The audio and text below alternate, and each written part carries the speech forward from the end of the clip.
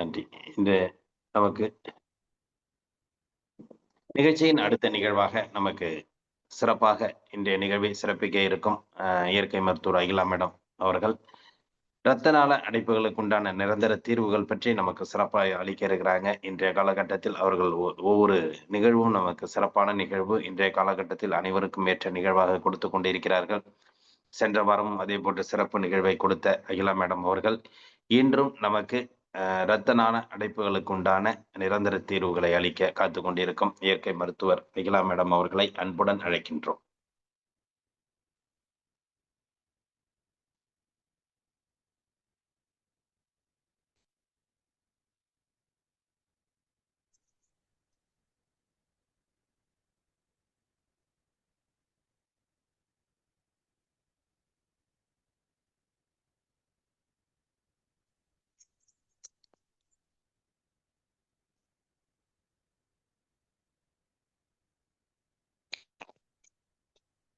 வணக்கம் ஐயா, நான் பேசுறது கிளியரா இருக்குங்களா? கிளியரா இருக்கு. நன்றிங்க. எல்லோரும் எல்லா வளமும் பெற்று இன்புற்று வாழ எல்லாம் வல்ல இறையாற்றல் துணை நிற்கட்டும். அனைவருக்கும் காலை வணக்கம். ரொம்ப சந்தோஷம் உங்க எல்லாரையும் இன்னைக்கு சந்திக்கிறதுல. இன்றைக்கு நாம பார்க்க இருக்கிறது இரத்த நாளங்கள்ல இருக்கக்கூடிய அடைப்பு. நிறைய பேருக்கு சந்தேகம் இருக்கும், ஏன்னா இங்கிலீஷ்லயே தான் நம்ம கேள்விப்பட்டிருப்போம். ஸோ ஒரு நோயினுடைய பெயர் சொல்லாம காமனா இரத்த நாளம் அப்படின்னு சொல்றேன்னா ஒன்றும் இல்லைங்க, பிளட் வெசல் அப்படின்னு சொல்லுவோம் இல்லைங்களா, அதான் ரத்த நாளம்னு சொல்றது. ரத்தம் போகக்கூடிய அந்த பாதை. இதுல 2 இருக்கு. ஒண்ணு வெயின்ஸ், அடுத்தது ஆர்டரிஸ். ஒண்ணு அசுத்த ரத்தத்தையும், இன்னொன்னு சுத்த ரத்தத்தையும் கொண்டு போகக்கூடிய 2 இருக்கு. அத பொதுவாவே நாம என்ன சொல்றோம்னா ரத்த நாளம்னு சொல்லுவோம். சரிங்களா? பிளட் வெசல்ஸ்ல ஏற்படக்கூடிய பிளாக்ஸ். இதுல 2 பிளாக்ஸ் இருக்கு. என்ன பிளாக்ஸ் அப்படின்னா, ஒண்ணு கொழுப்பு அடைச்சிரும். ரத்த குழாய்கள்ல கொழுப்பு அடைச்சுதுன்னா அது ஒரு விதமான பாதிப்பு. பொதுவா நம்ம எல்லாருக்குமே தெரியும், ஹார்ட் அட்டாக்னு கேள்விப்பட்டிருப்போம் இல்லைங்களா? ஆர்டரியோஸ்கிலரோசிஸ் அப்படின்னு சொல்லுவோம். அத மெடிக்கல் டேர்ம்ல. அப்படின்னா என்னன்னா, ஆர்டரியோ அப்படின்னா, ஆர்டரிங்கிறது சுத்த ரத்தத்தை, அசுத்த ரத்தத்தை, ரத்தத்தை கேரி பண்ணக்கூடிய அதுல ஒரு கொழுப்பு அடைச்சிருச்சு அப்படின்னு சொன்னா ரத்தம் பாஸ் ஆகாது, அந்த பக்கமா போகாது. அப்ப என்ன ஆகும்னா இருதயம் மிகவும் பிரச்சனைக்கு உள்ளாகும். அப்போ ஒரு விதமான அழுத்தமும் இறுக்கமும் ஏற்படும். அது அப்படியே ரேடியேட் ஆகி தோள்பட்டை கை வரைக்கும் வரும். ஸோ இதுதான் இருதய அடைப்புன்னு சொல்லக்கூடிய ஹார்ட் அட்டாக், கார்டியாக் அரெஸ்டனுடைய சைன். சரிங்களா? ஒரு இறுக்கம், ஒரு அழுத்தம் ஹெவியா இருக்கும். அது அப்படியே முதுகு, தோள்பட்டை, கையே ஃபுல்லாவுமே என்ன ஆகும், பரவும் அந்த வலியும் அழுத்தம்.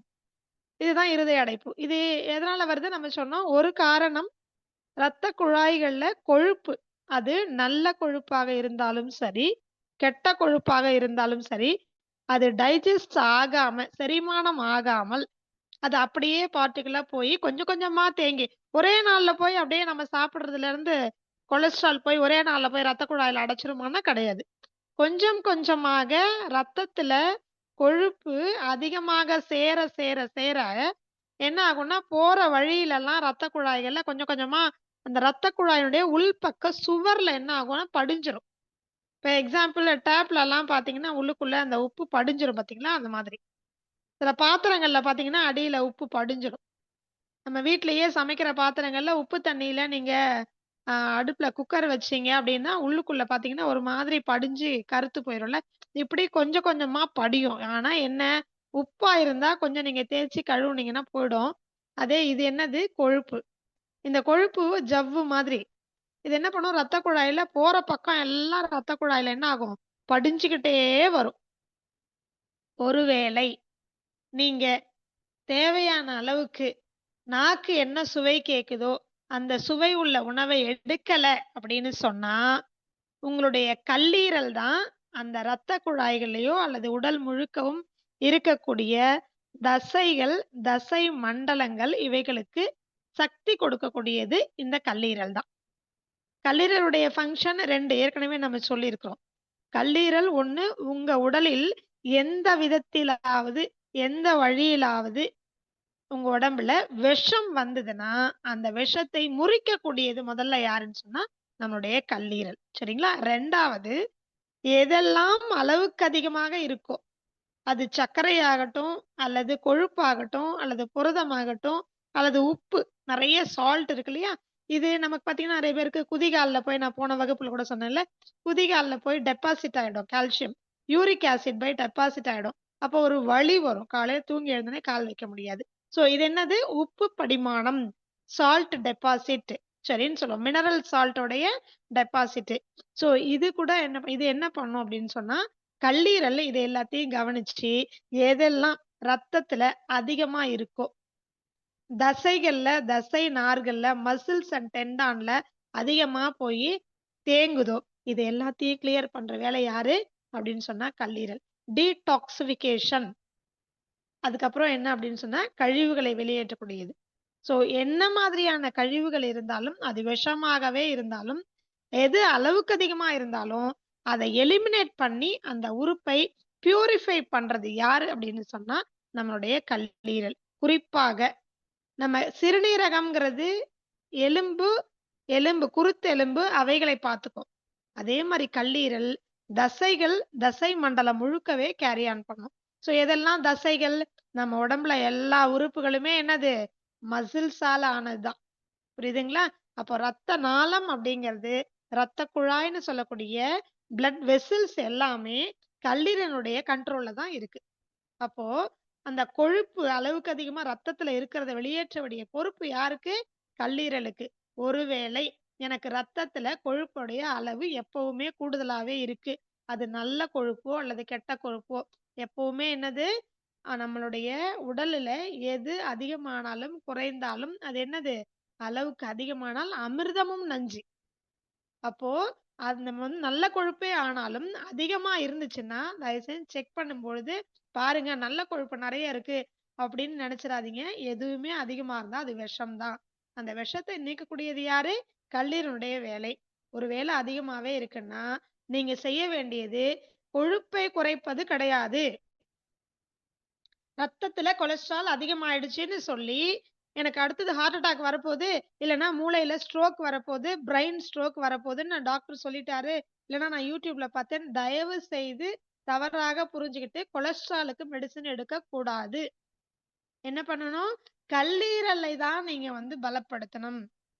நாம பலமுறை சொல்லியிருக்கோம். கல்லீரலை பலப்படுவதற்கான அற்புதமான ஒரு மூலிகை கரிசலாங்கண்ணி, கீழாநெல்லி. இதையெல்லாம் உணவுல நீங்க ரெகுலரா வாரத்துக்கு ஒரு நாள் சாப்பிட்டுட்டே வரலாம். எல்லாத்துக்கும் மேல நாக்கு என்ன சுவை கேக்குதோ, என்ன உணவு கேக்குதோ, அது விஷம் இல்லாமல் வெளியில இருந்து வாங்காம, நாம வீட்ல முடிஞ்ச வரைக்கும் செய்து சாப்பிட்டோம் அப்படின்னு சொன்னா, கல்லீரல் தன்னைத்தானே புதுப்பித்துக் கொள்ளும். சுவை மருத்துவத்துல அக்குபஞ்சர் மருத்துவர்களும் சொல்லியிருப்பாங்க. இயற்கை மருத்துவம் நெறைய சொல்றாங்க.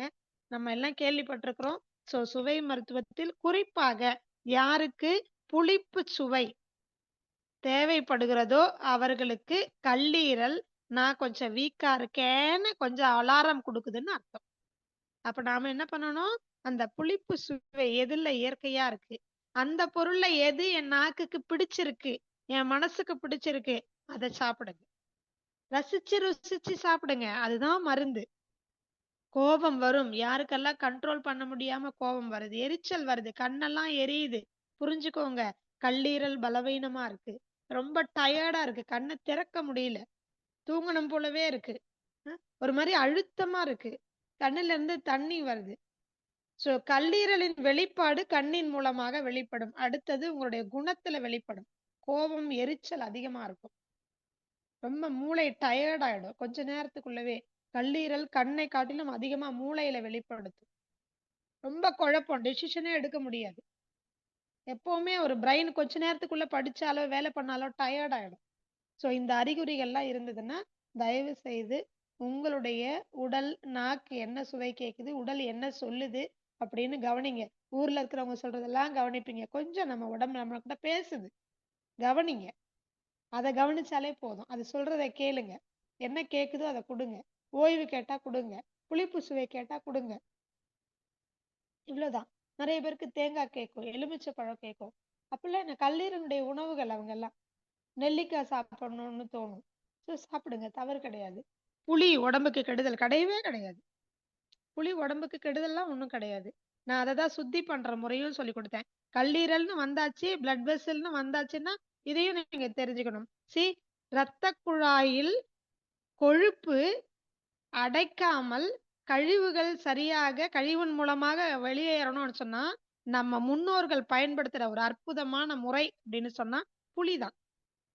நெறைய பேர் இன்னைக்கு புளி சாப்பிடவே கூடாது. எப்படி சாப்பிடக்கூடாது? எந்த புளியும் சாப்பிடக்கூடாது. அதுக்காக கேரளாவுல விளையிற கொடம்புளியா? நம்ம ஊர்ல விளையறத சாப்பிடுங்க. நம்ம ஊர்ல விளையக்கூடிய நெறைய புளிய மரம் இருக்கு, புளியங்காய் இருக்கு, செங்காய் இருக்கு. எல்லாம் சாப்பிட்டுருக்கிறோமே நாம.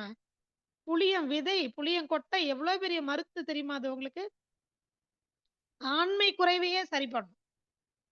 ஆண்மை குறைவை சரி பண்ணும் புளியங்கொட்டை. புளி கெடுதல்லாம் ஒண்ணும் கிடையாது. கொழுப்பை கரைக்கும்.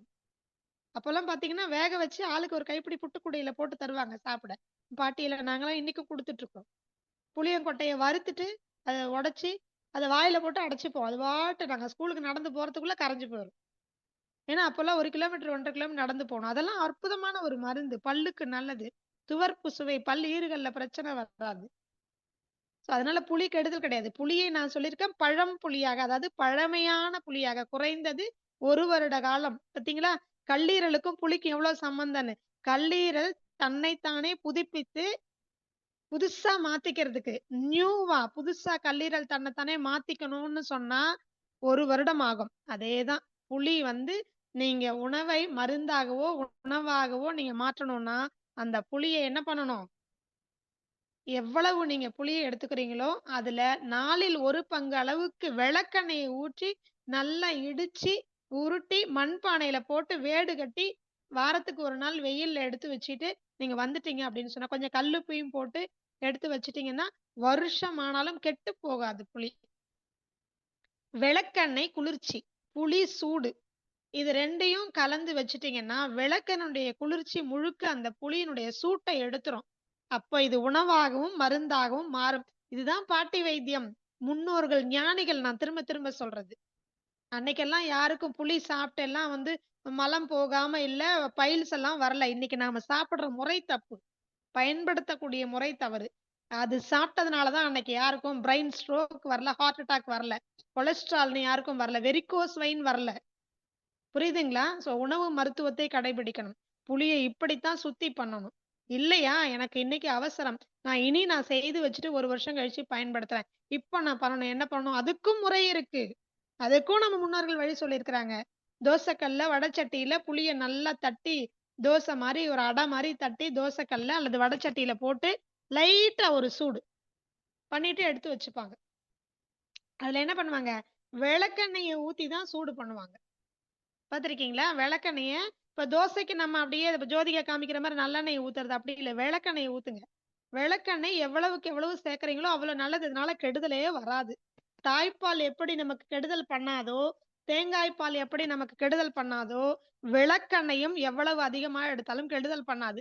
ஒண்ணே ஒண்ணு கழிவுகளை வெளியேற்றும். அவ்வளவுதான். அதிகமா போச்சுன்னா, வேற ஒண்ணும் பண்ணாது. பயப்படாதீங்க. சளியெல்லாம் புடிக்காது.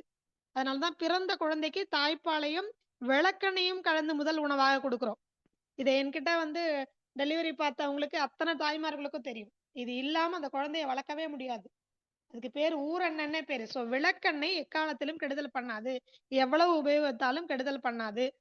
புளிய நீங்க சூடு பண்ணும் பொழுது, லைட்டா விளக்கெண்ணெய் ஒரு 2 ஸ்பூன் விட்டுட்டு திருப்பி போட்டு சூடு பண்ணி, எடுத்து சட்டியில போட்டு வைங்க. அட்லீஸ்ட் ஒரு 3 நாளைக்கு வெயிட் பண்ணுங்க. கொஞ்சம் வெயில்ல எடுத்து எடுத்து வச்சு ஒரு 3 நாள் கழிச்சு பயன்படுத்துங்க. கருத்து போயிடும். நீங்க சிவப்பா வாங்கி வச்ச புளி என்ன ஆயிடும்? கருத்து போயிடும். புரியுதுங்களா? அதுக்கப்புறம் அத பயன்படுத்த ஆரம்பிங்க. போதுமானது. புளி சுத்திங்கிறது. இத சாப்பிட்டு நீங்க உணவுல இத கொஞ்சம் கொஞ்சமா சேர்த்துட்டு வந்தீங்கனாலே, ரத்தத்தில அளவுக்கு அதிகமா இருக்கக்கூடிய நல்ல கொழுப்போ, அல்லது உங்களுக்கு தொந்தரவு செய்யக்கூடிய கெட்ட கொழுப்போ, கரைக்கக்கூடிய தன்மை இந்த புளிக்கு உண்டு. புரியுதுங்களா? இதுக்காக புளி தான் சாப்பிடணுமா? எனக்கு அது பிடிக்காது. வேற என்ன புளிப்பு சுவை உங்க நாக்கும், உங்க புத்தியும், மனசும் சொல்லுதோ அத சாப்பிடுங்க. அதான் மருந்து. ஊர்ல இருக்கிறவங்க சொல்றதெல்லாம் மருந்து கிடையாது. உங்களுக்கு, உங்களுடைய உடலுக்கு என்ன வேணும்னு உங்க உடம்பே சொல்லும். நாம கேட்கணும், கவனிக்கணும். அவ்வளவுதான். வேற ஒண்ணும் பண்ண வேண்டாம். சரிங்களா? இது ஒண்ணு. ரத்த நாளங்கள், ரத்த குழாய்கள்ல இன்னொரு அடைப்பு இருக்கு. அந்த அடைப்பு என்ன தெரியுங்களா? ட்ரிங்க்ஸ். முக்கியமா நம்ம ட்ரிங்க்ஸ் அளவுக்கு போ வேண்டாம். எல்லாரும் இன்னைக்கு அது இல்லாம காலை எனக்கு உறக்கம் எழுந்திருக்கவே முடியாது அப்படின்னு சொல்லக்கூடிய காஃபி, டீ.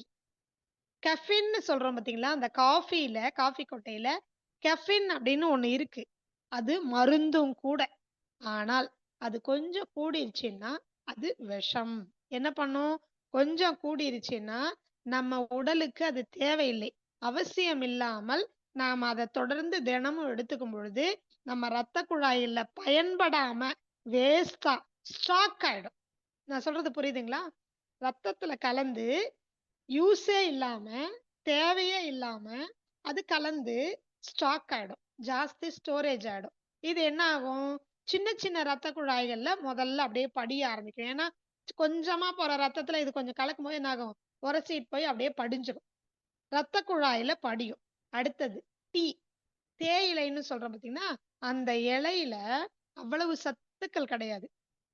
அதனுடைய முதிர்ந்த இலையினுடைய எசன்ஸ்ல தான் சத்து. இன்னைக்கு நாம குப்பையில தான் டஸ்ட் டீ தான் குடிக்கிறோம்.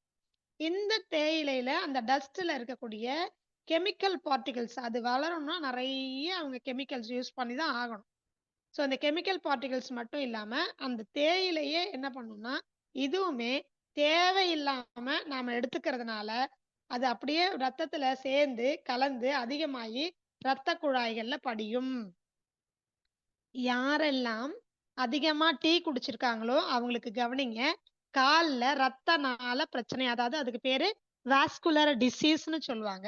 நியூரோபதின்னு சொல்லுவாங்க. இந்த 2 குறிப்பா சுகர் பேஷண்ட்ஸ், டயபெட்டிஸ் பேஷண்ட்ஸ்க்கு இது அதிகமா நீங்க பார்க்கலாம். இதுல சர்க்கரை அதிகமா ரத்தத்துல இருந்து நம்ம சொன்னோம்ல ஏற்கனவே, கொழுப்பு ரத்தத்துல அதிகமா இருந்து ஒரு பிளாக்கு. இது டீ அதிகமா குடிக்கிறதுனால, காஃபி அதிகமா குடிக்கிறதுனால வரக்கூடியது. இதே மாரி ரத்தத்துல சுகர் அதாவது குளுக்கோஸ் அதிகமாவறதுனால, இது எல்லாமே என்ன ஆகும்? அதிகமாகும்போது கொஞ்சம் கொஞ்சமா இந்த பிளட் வெசல்ல அதனுடைய சுவர்கள்ல படிஞ்சுகிட்டே வரும். ஒரே நாள்ல ஆகாது. கொஞ்சம் கொஞ்சமா படிஞ்சுகிட்டே வரும். உங்க கல்லீரல் அதெல்லாம் கிளியர் பண்ணாம இருந்ததுன்னா, அதிகமா படிஞ்சு ஒரு ஸ்டேஜ்க்கு மேல ஒரு பாதி அடைக்கும். பாதி அடைக்கும்போதே நமக்கு என்ன சிம்ப்டம் வரும் தெரியுங்களா? லைட்டா என்ன ஆகும்? கொஞ்சம் தூரம் நடந்துட்டு வந்ததுக்கு அப்புறம் வலிக்கும். நடந்தா வலிக்கக் கூடாதுல்ல? ரத்த ஓட்டம் சரியா போகும் இல்லையா? நல்லா நடக்கும்பொழுது வாக்கிங்கோட பெனிஃபிட் என்னங்க? நீங்க நல்லா நடந்தீங்கன்னா, கழிவுகள் ரத்தத்தின் மூலமாக கழிவுகள் வெளியேறி யூரின் பேக்ல டெபாசிட் ஆகும். ஒண்ணு ஸ்டோரேஜ் ஆகும். யூரின் போற சிம்ப்டம் இருக்கும். இல்லைங்களா? போன உடனே வாக்கிங் முடிஞ்ச உடனே போயி என்ன பண்ணுவோம்? யூரின் போவோம். அல்லது கழிவுகள் வெளியேறுதுன்னு மலக்குடல் ரெடி ஆகும். அப்போ உடனே டாய்லெட் போவோம். நல்லா வேர்க்கும். ரத்தத்துல இருக்கக்கூடிய கழிவுகள் ஆவியாகி, சூடாகி கூட வெளியேறும். நம்ம உடல்ல ரத்த ஓட்டம் அதிகமாகி, சூடு. அதனால வேர்வை வெளியேறும். சரிங்களா? ரத்த ஓட்டம், பிராண ஓட்டம் அதிகமா இருக்கும்.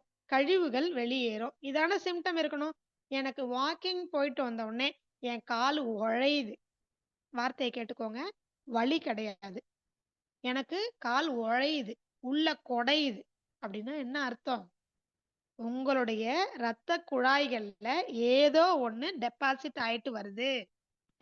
நான் சொன்னேன்ல, காலையில தூங்கி எழுந்த உடனே நீங்க நடக்கவே இல்ல. தூங்கி எழுந்த உடனே கால பெட்ட விட்டு கீழ வச்சீங்கன்னா, எனக்கு கால் வலிக்குது.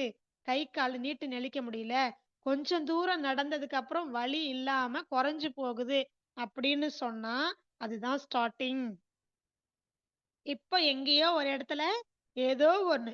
அது உப்போ, சர்க்கரையோ, கொழுப்போ, சாக்கரைனோ அல்லது கெஃபினோ அல்லது ஸ்மோக்கிங். அந்த புகை இருக்கு இல்லையா? அதாவது சிகரெட்ல இருக்கக்கூடிய அந்த நச்சு, டாக்சின்னு சொல்லக்கூடிய அந்த மெட்டல்ஸ், அந்த சிகரெட்ல இருக்கக்கூடிய அது எல்லாமே என்ன ஆகும் அப்படின்னு சொன்னா, இதுவும் ரத்த குழாயில படியும். இது மாரி ஏதோ ஒண்ணு ரத்த குழாயில படியும் பொழுது, முதல் சிம்ப்டம் என்ன அப்படின்னா, தூங்கி எழுந்த உடனே எனக்கு கை, கால் மடக்கறதுல, நீட்டுறதுல வலி. கால தூக்கி கீழ வச்சு அப்படி நின்னோம்னா ஒரு வலி அப்படின்னா, உங்க உடம்புல இதுல ஏதோ ஒண்ணு உங்களுக்கு சேர்ந்துகிட்டு இருக்குது. லைட்டா அடைக்குது. அதே நீங்க walking, exercise, yoga, dance, Zumba ஏதோ ஒண்ணு உங்க உடம்புல இருக்கக்கூடிய அனைத்து ஜாயிண்ட்ஸ்களுக்கும், மூட்டுகளுக்கும் நீங்க நல்லா ஒரு எக்ஸர்சைஸ் குடுத்து, கலோரிஸ் பர்ன் ஆகி, வியர்வை வரும் அளவிற்கு நீங்க வந்து நல்ல ஒரு எக்ஸர்சைஸ் பண்றீங்க, யோகா பண்றீங்க அப்படின்னு சொன்னா, என்ன ஆகும் தெரியுங்களா? உங்களுடைய கல்லீரல் முழிச்சுக்கும்.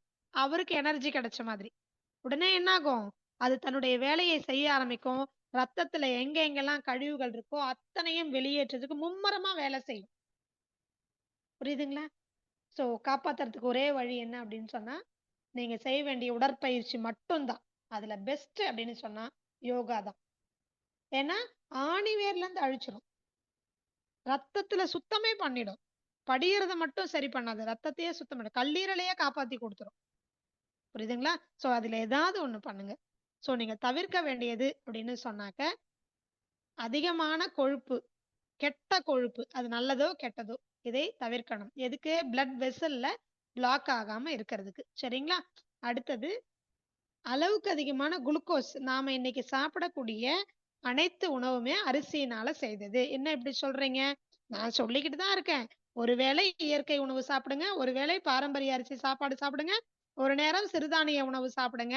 ஆனா, பெரும்பாலும் இன்றைக்கு அப்படியே லைஃப் ஸ்டைல் ஓடிட்டு இருக்கு. காலையில இட்லி, மதியான சாப்பாடு, நைட்டு தோசை. இப்படித்தானே போகுது. உண்மைய ஒத்துக்கோங்க. தயவு செஞ்சு மாத்திக்கோங்க. இதுல 2 பிரச்சனை இருக்கு. 1, இந்த கார்போஹைட்ரேட் குளுக்கோஸா மாறும். இந்த குளுக்கோஸ் கிளைகோஜனாவும் மாறும். அதாவது இது வந்து சுகரா மட்டும் இல்ல, குளுக்கோஸா மட்டும் மாறுதில்ல. இது ஸ்டோரேஜ் ஆயி நம்மளுடைய கல்லீரல்ல போய் சேர்ந்துகிட்டே இருக்கும்.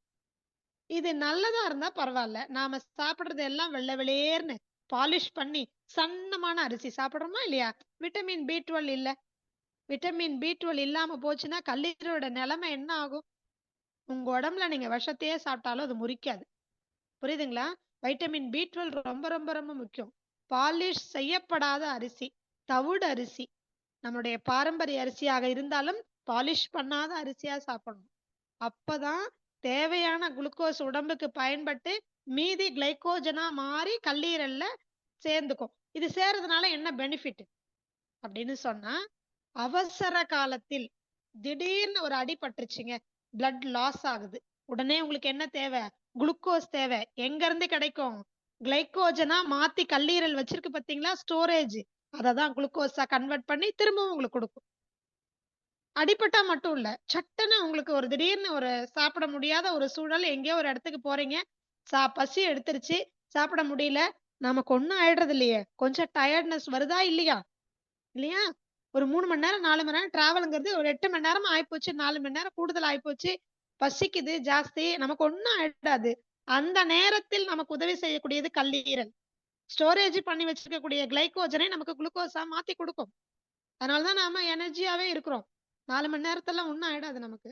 அதேதான் ஒருவேளை நீங்க இன்னும் ஜாஸ்தியா 3 வேளையும் சோறு சோறு, குழம்பு குழம்பு, இட்லி, தோசைன்னு அரிசியிலேயே சாப்பிட்டீங்கன்னா, அதுவும் பாலிஷ் பண்ண அரிசியிலே சாப்பிட்டீங்கன்னா, இதுதான் கெட்ட கொழுப்பு. நாம நினைச்சிட்டு இருக்கிறோம். கொழுப்புன்னு சொன்னா தேங்காய் எண்ணெயில சமைக்கிறது, எண்ணெயில பொரிச்சு சாப்பிடுறது இல்லைங்களா? அப்படிதான் நம்ம நினைச்சிட்டு இருக்கிறோம். எண்ணெயில பொரிச்சு பொரிச்சு சாப்பிடுறதெல்லாம் தான் கெட்ட கொழுப்பு, கொழுப்பு. அப்ப அத கம்மி பண்ணா போதும். கிடையவே கிடையாது. அரிசி சாப்பாடும் கொழுப்பாக மாறும். அது கெட்ட கொழுப்பாக மாறும். நீங்க சாப்பிடுற கார்போஹைட்ரேட் குளுக்கோஸாவும், கிளைகோஜனா மட்டும் மாறதில்ல. கெட்ட கொழுப்புக்கு இதுதான் பேசிக். இந்த இத புரிஞ்சுக்கோங்க முதல்ல. அதனால தான் நம்ம திரும்ப திரும்ப சொல்றோம். ஒரு வேளை போதுமானது. கார்போஹைட்ரேட் ஃபுட் அரிசி சாப்பாடு ஒரு வேளை போதும். மீதி ஒரு வேளை வந்து சிறுதானியமா சாப்பிடுங்க. இதுல சிறுதானியத்துல ஸ்பெஷல் என்ன தெரியுமா? திரும்ப திரும்ப திரும்ப சிறுதானியம் ஏன் சாப்பிடணும் சாப்பிடணும் அப்படின்னு நம்ம சொல்றோம். ஆனா நான் திரும்பவும் இதுல பதிவு பண்றேன். சிறுதானியத்தை நீங்க மருந்தா மாத்த வேண்டாம். உணவாகவாது மாற்றணும்னா, தயவு செய்து குறைந்தது 3 மணி நேரம் தண்ணீல ஊற வைங்க. சிறு தானியம். அதுல நீங்க தண்ணீல ஊற வச்சா மட்டும் தான், அதுல கூடிய பித்தத்தன்மை குறையும். சரிங்களா? அளவுக்கு அதிகமான சக்தி மட்டுப்படும், கண்ட்ரோல் ஆகும். நாமெல்லாம் இன்னைக்கு வந்து ஏர் உழறது இல்லைங்க. காணியில களை பறிக்கிறது இல்ல. வாய்க்கால் பறிச்சு விடுறது இல்ல.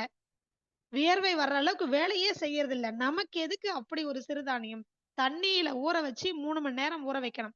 அதிகபட்சம் 8 மணி நேரம். நான் அதான் சொல்வேன். சிறுதானியம் செய்யறதா இருந்தா, மாலை செய்யறதா இருந்தா காலையில எந்திரிச்ச உடனே தண்ணீல ஊற போட்டுருங்க. அது எந்த சிறுதானியமா இருந்தாலும் சரி. அப்போதான் அது உணவாகவே மாறும். இல்லன்னா, நெறைய பேர் சொல்றது, "நான் சிறுதானியம் சாப்பிட்டேன். என் உடம்பு அப்படியே வெள வெளன்னு ஆயிப்போச்சு. டயர்ட் ஆயிருச்சு. எனர்ஜியே இல்ல. நான் மயக்கம் போட்டு விழுந்துர்றேன். எனக்கு முட்டிக்கு முட்டி வலி இருக்குது." பாருங்க, ராகி களி சாப்பிட்டா முட்டி வலி எல்லாம் போகணும். அப்போ நீங்க செஞ்சு சாப்பிட்டதுல தப்புன்னு அர்த்தம். ஒண்ணு என்ன பண்ணணும், களிய கிண்டி சட்டியில போட்டு மொந்தையா போட்டு தண்ணிய ஊத்தி வச்சிருக்கணும். அடுத்த நாள் கரைச்சு குடிக்கணும். இல்லைன்னா ராகி களி கிண்டுறதுக்கு முன்னாடி தண்ணியில ஊற வச்சு நல்லா ஆட்டி அத நீங்க களி கிண்டியிருக்கணும். பித்தத்தன்மையை குறைக்காமல் நீங்க அவசரப்பட்டு உணவா செஞ்சு அது உணவா மாறாது. நிச்சயமாக அது உடல்ல என்ன பண்ணும்? மசில்ஸ வீக்னஸ் பண்ணும். இத புரிஞ்சுக்கோங்க. தசைகள்ல பலம் குறைஞ்சு போகும். ரத்த ஓட்டம் பாதிக்கப்படும். வெளவெளன்னு தான் வரும். டயர்டா தான் இருக்கும்.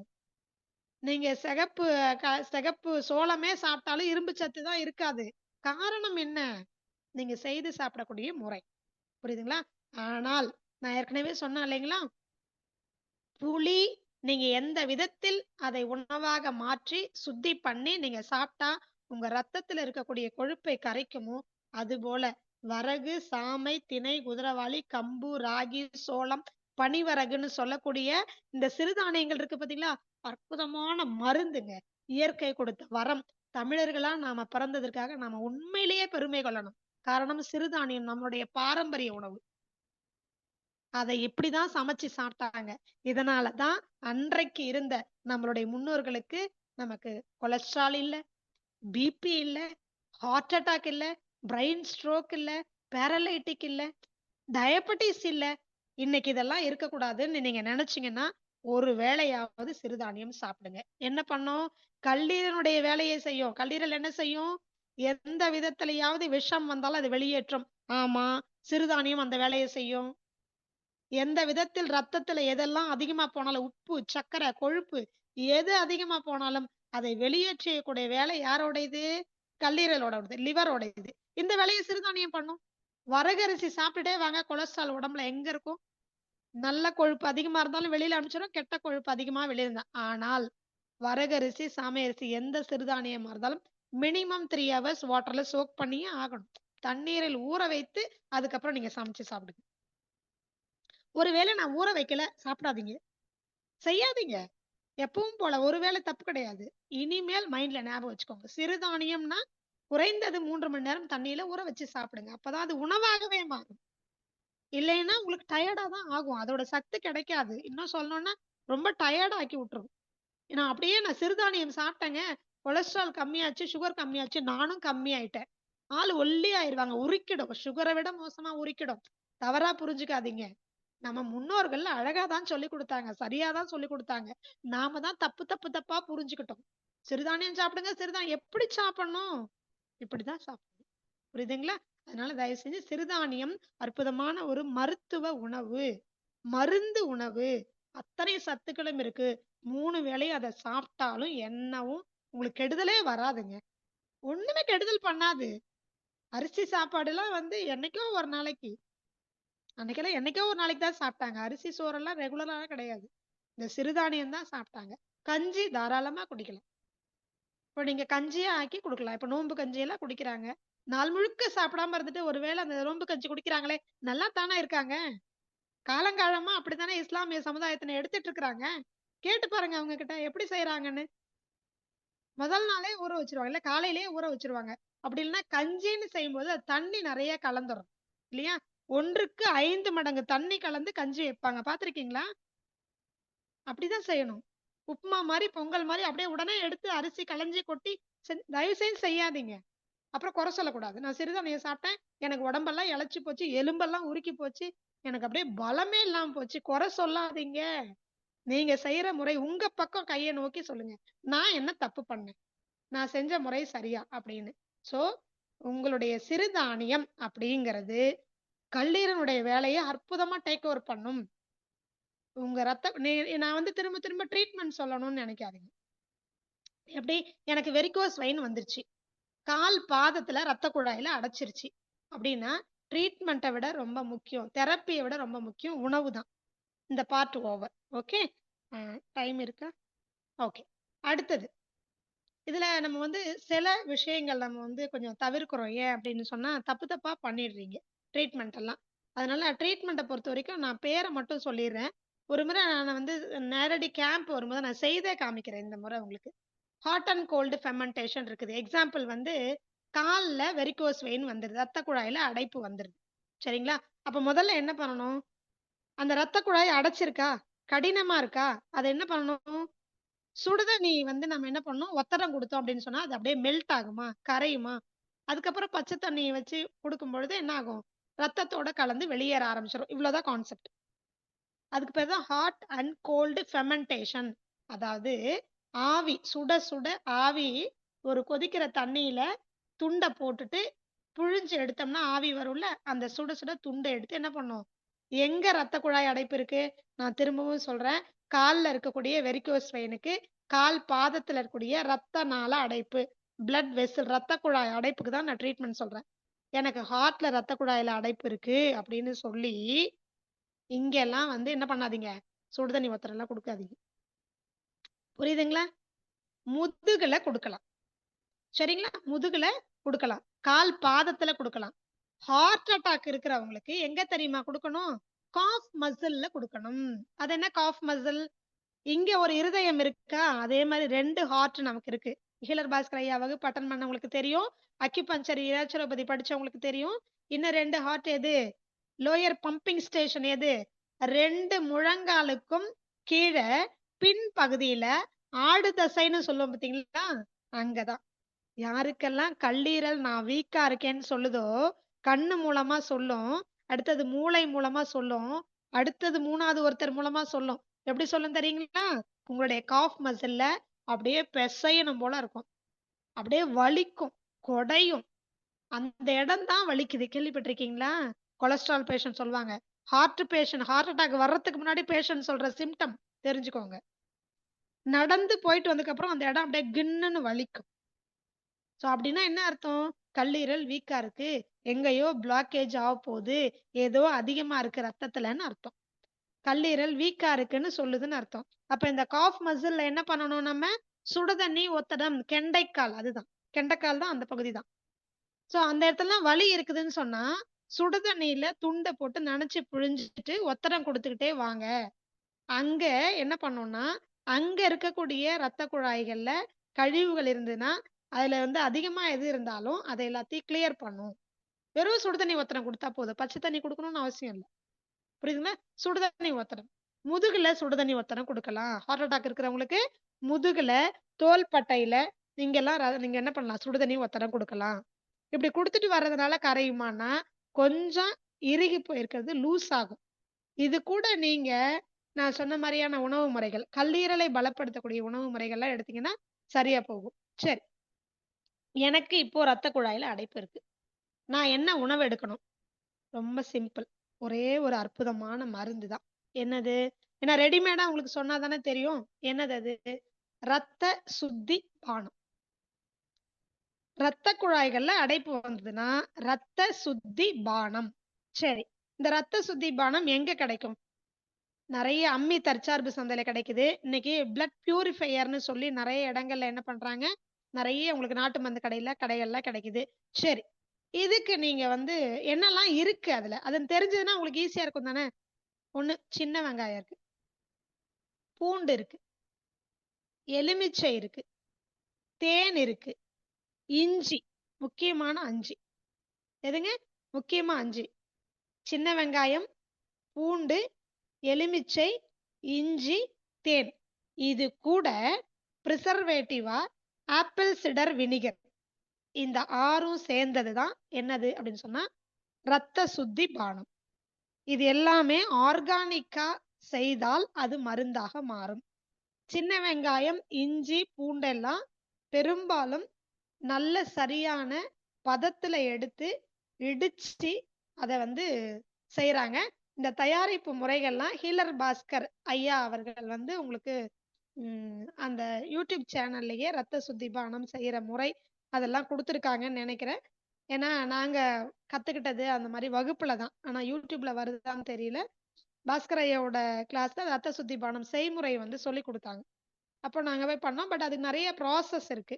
கைப்படாம நல்லா வந்து இடிச்சு அத வந்து ஒரு மெஷின் மூலமா தான் அந்த எசன்ஸ் எல்லாம் எடுத்துட்டு, சம அளவு இது எல்லாமே கலந்திருப்பாங்க.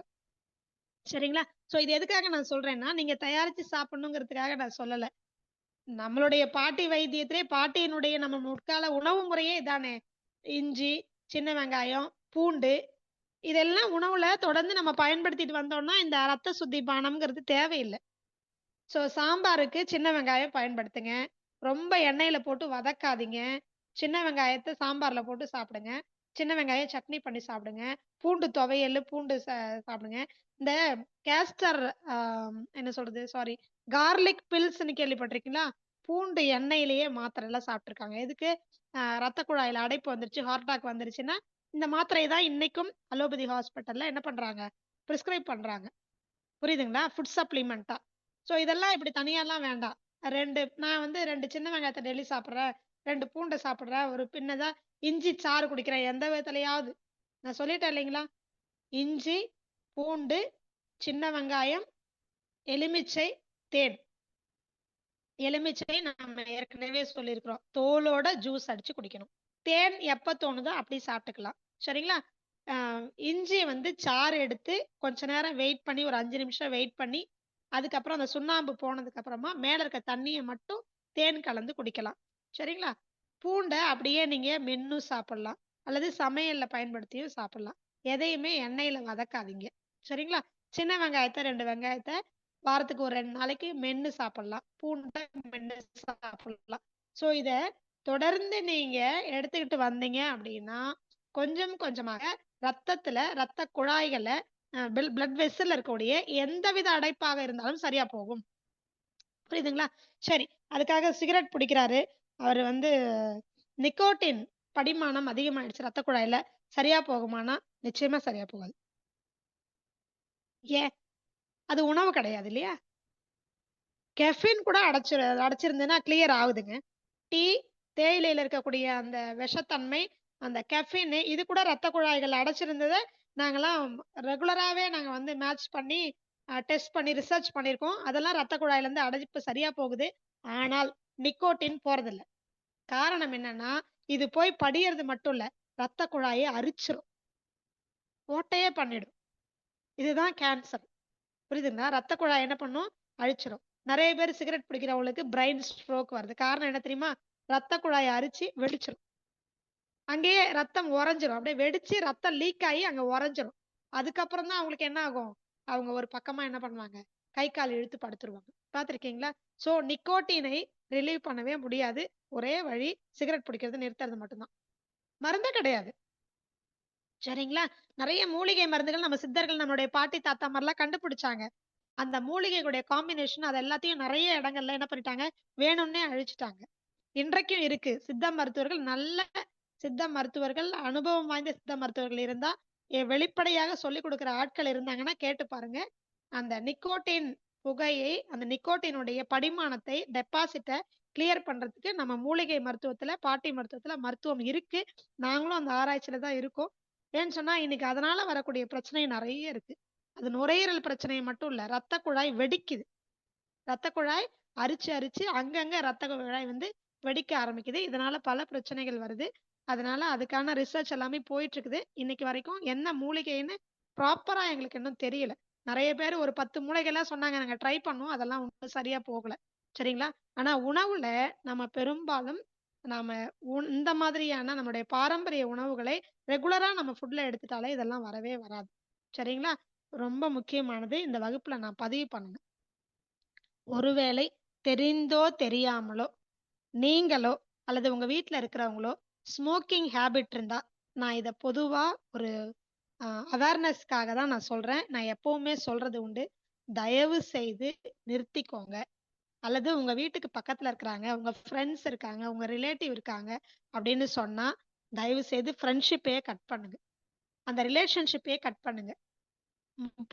பொறுமையா எடுத்து சொல்லி பழகுங்க. காரணம் என்னன்னா, டைரக்ட்டா ஒருத்தர் ஸ்மோக் பண்றதுனால அவருக்கு ஏற்படக்கூடிய பாதிப்பை காட்டிலும், செகண்டரி ஸ்மோக்கிங்ன்னு சொல்லக்கூடிய அவர் பக்கத்துல இருக்கக்கூடியவங்களுக்கு தான் அதிகமான பாதிப்பு.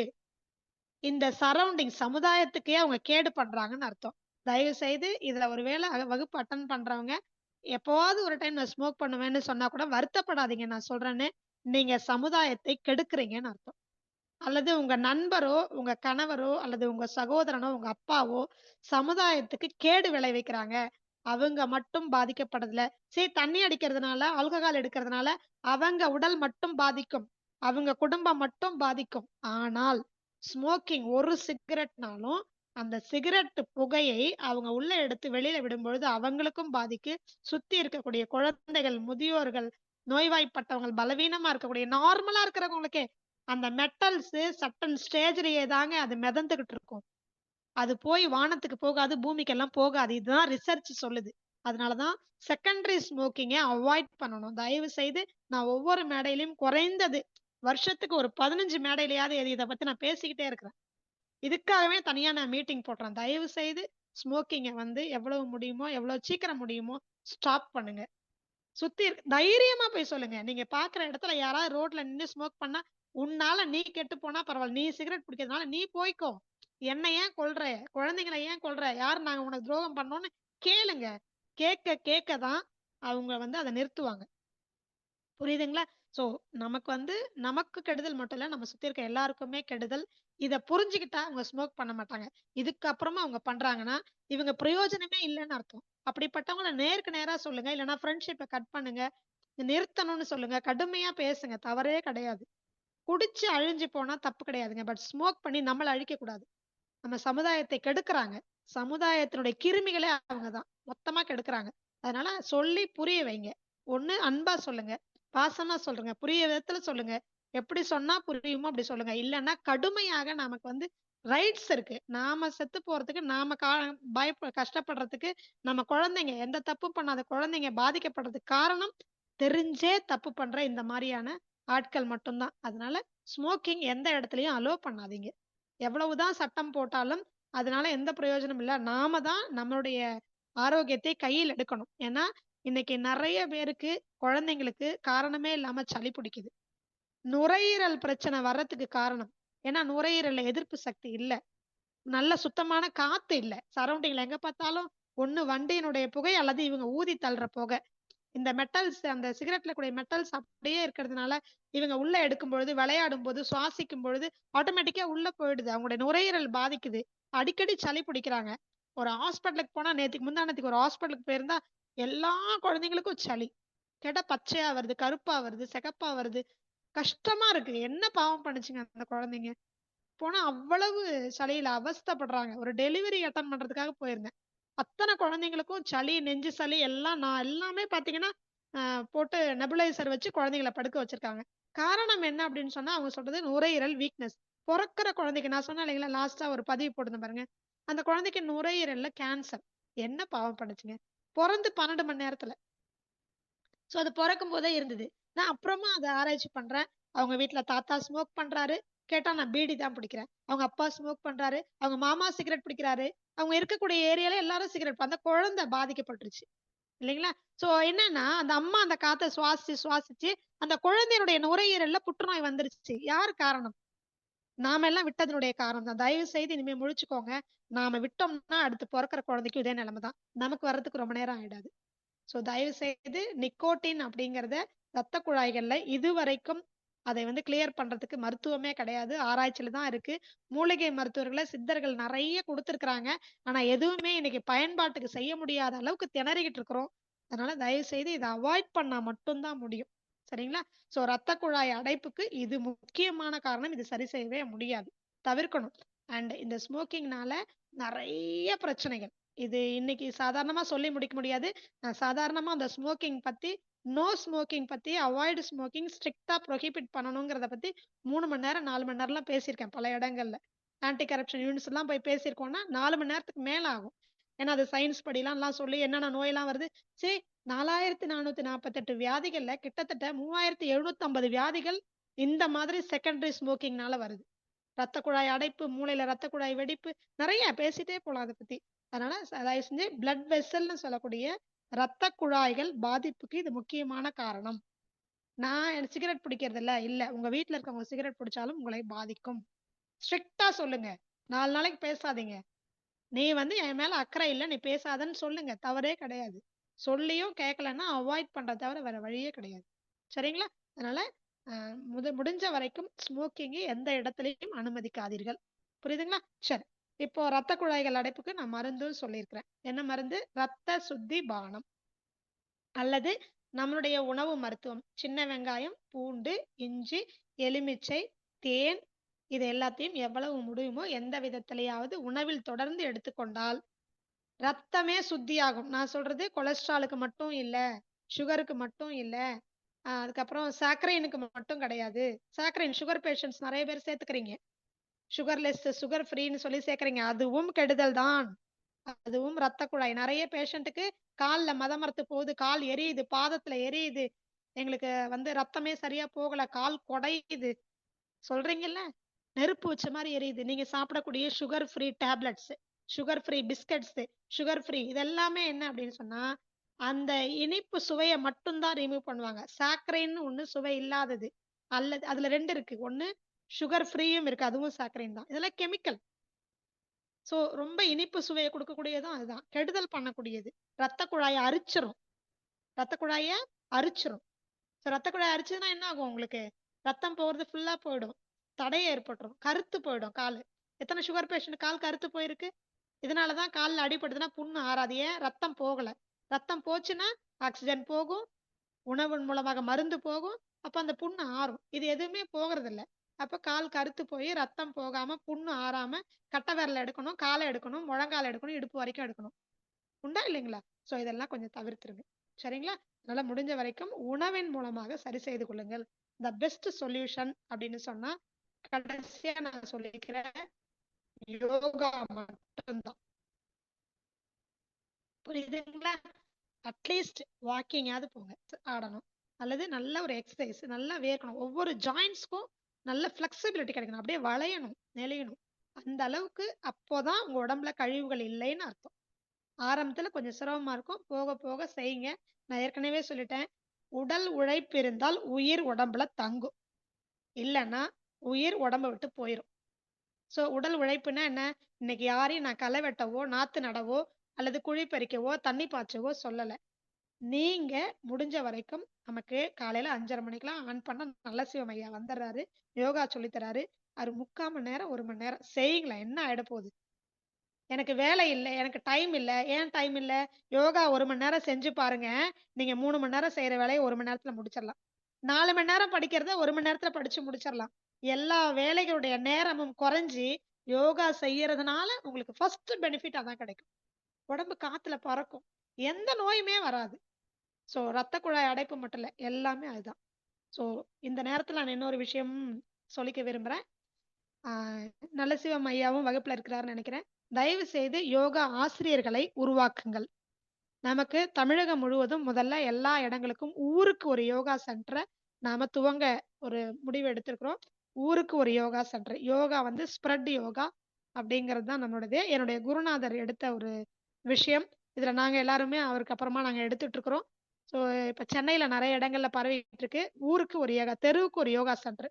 ஸோ எல்லாரும் யோகா பண்ணணும். நோயற்ற வாழ்வுக்கு அதை மட்டும்தான் பண்ண முடியும். ஏன்னா உணவு மருத்துவம்ங்கிறது எல்லாரும் விவசாயம் பண்ணதான் முடியும். அல்லது ஊருக்கு ஒரு 10 பேராவது சேர்ந்து விவசாயம் பண்ணா மட்டும்தான் இயற்கையில விளையக்கூடிய விளைபொருட்களை நாம் சாப்பிட முடியும். ஆரோக்கியமா இருக்க முடியும். அதுக்கு வாய்ப்பு ரொம்ப குறைவு. டைம் இல்ல. சோ 1 மாசம் தொடர்ந்து யோகா தினமும் 1 மணி நேரம் பண்ணால கேரண்டியா நம்ம இழந்ததெல்லாம் மீட்டு எடுத்துட முடியும் ஆரோக்கியத்தை. அதனால தயவு செய்து யோகா ஆசிரியர்கள் நமக்கு தேவை. தமிழகம் முழுவதும் ஊருக்கு ஒருத்தர் தேவை. அப்படியே நம்ம ஒரு லிங்க் பண்ணிக்கலாம் எல்லாருமே. அங்கங்க இருக்கக்கூடிய யோகா சென்டர் எல்லாம் லிங்க் பண்ணி யாருக்கெல்லாம் யோகா எனக்கு சொல்லித் தர முடியும், சொல்லித் தர தெரியும், எனக்கு மற்றவங்களோட மீது அக்கறை இருக்குது, அவங்க ஆரோக்கியமா இருக்கணும்னு அக்கறை இருக்குதுன்னு பொறுப்பா எடுத்து செய்ய முடியுங்கிறவங்க தயவு செய்து ஒரு 3 அல்லது 6 மாதங்கள் இந்த காலை சக்கரம்ல தொடர்ந்து யோகா பயிற்சி எடுத்துக்கிட்டு ஒரு டீச்சர்ஸா வெளியில வாங்க. சரிங்களா? அதுக்கான கோர்சஸ் இருக்கு. சர்டிபிகேட்லாம் வாங்கி எக்ஸாம் எழுதி பாஸ் பண்ணி வாங்கிக்கலாம். யோகா சென்டர முதல்ல எல்லா இடங்களையும் துவங்குங்க. அதுவே போதுமானது. சரிங்களா? ஸோ இது நம்ம இப்ப அ நம்ம சென்டருக்கு வந்துட்டோம். இப்ப புது இடத்துல இருந்து தான் நம்ம கிளாஸ் எடுத்துட்டு இருக்கிறோம். ஸோ இங்க இருந்து இனிமே எல்லா பணிகளும் துவங்கும். இந்த மாரி ஆல் ஓவர் தமிழ்நாடு முதல்ல எல்லாத்தையுமே ஸ்டார்ட் பண்ண போறோம். இயற்கை மருத்துவ மையம், இயற்கை உணவு மையம், யோகா சென்டர்ஸ் எல்லாமே நம்ம ஃபுல்லா தமிழ்நாடு ஃபுல்லா அத எடுத்த உடனே அப்படிதான் ஆரம்பிக்க போறோம். ஏன்னா, அங்கங்க அவங்கவங்களுமே நீங்களே ஆரம்பிச்சீங்கன்னா தான், நாம என்ன முடியுமோ என்னால முடிஞ்ச உதவிகளை நான் நாலேட்ஜ் வைஸ் சப்போர்ட் பண்றதுக்கு தயாரா இருக்கிறேன். ஸோ தயவு செய்து எல்லோரும் ஆசான்களாக மாறணும். எல்லாருமே சகலகலா வல்லர்கள் தான் இப்ப அட்டெண்ட் பண்ணிட்டு இருக்கிறவங்கலாம். இருந்தாலும் எல்லாருக்கும் வாய்ப்பு இருக்கு. உங்களுக்கு ஒரு வருமான வாய்ப்பு, உங்களுக்கு சேவை செய்யறதுக்கு வாய்ப்பு, கடமை ஆற்றுவதற்கு வாய்ப்பு. எங்களால முடிஞ்சத நாங்க வந்த வழிய உங்களுக்கு காமிச்சு குடுக்க தயாரா இருக்கிறோம். வாய்ப்பை பயன்படுத்திக்கோங்க. ஸோ எல்லாத்துல இருந்தும் நமக்கு ஆட்கள் தேவை. அக்குபஞ்சருக்கு தேவ, நமக்கு அக்குப்ரெஷருக்கு தேவ, and seed therapy, flower medicine. So எல்லாம் மருந்தில்லா மருந்து, பக்க விளைவில்லாத மருத்துவர்களும் நமக்கு தேவை. சிகிச்சையாளர்கள் நமக்கு தேவை.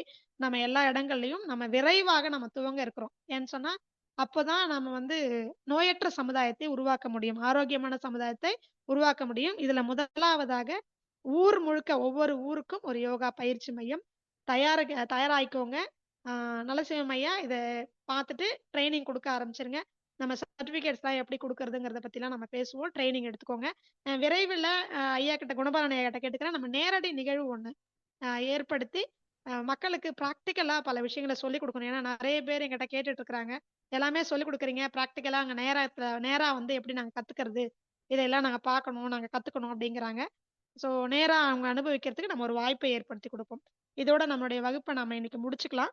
இதுல சந்தேகங்கள் அப்படிங்கிறது இருந்துச்சுன்னா எனக்கு WhatsAppல குடுங்க. ஏன்னா ரொம்ப டைம் ஆயிட்டு இருக்கு. லாஸ்ட் டைம் 2, 3 பேர் கம்ப்ளைண்டே குடுத்துட்டாங்க எனக்கு. எனக்கு வந்து அட்டெண்ட் பண்ணவும் முடியல, வெளியில போகவும் முடியல. ஸோ டைமுக்கு முடிச்சீங்கன்னா நல்லாருக்கும். அடுத்த கிளாஸ்ல வேணா கன்டின்யூ பண்ணுங்க அப்படின்னு சொன்னாங்க. ஸோ நன்றி. எனக்கு நீ வாய்ப்பு குடுத்த காலை சக்கரத்தும், அட்டெண்ட் பண்ண அனைத்து நல்ல உள்ளங்களுக்கும், சகலகலா வல்லர்களுக்கும் நன்றி, நன்றி.